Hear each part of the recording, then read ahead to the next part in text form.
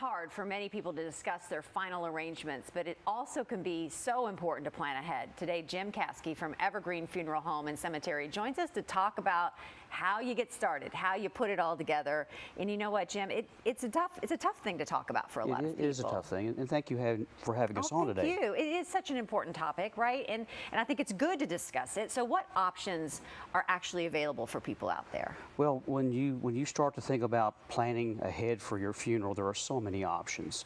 The days have passed where there was just traditional funeral services that was a solemn service that was kind of sad, and people dressed in black and things like that. But today people have so many options to plan ahead, to choose a service that they want to best celebrate their life. You know, I went to a couple actually out at Evergreen. It's a very multimedia experience, and it's a wonderful way to celebrate a life. It is. That you all put together. And that's what it's about, celebrating a life. Celebrating, right? And what do people need to document? How do they go about documenting their wishes? You know, documenting your wishes is one of the first things you need to do.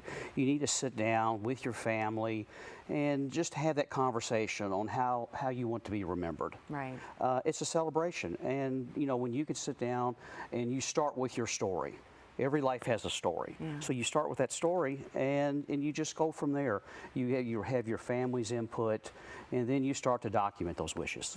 And what resources do you all have available to kind of help get started? Right. We have a personal planning guide. It's a guide. It's a step-by-step guide that you can go through and document everything about your life, what you want. You can document some financial information. Talk about the flowers you want, the pallbearers, things like that.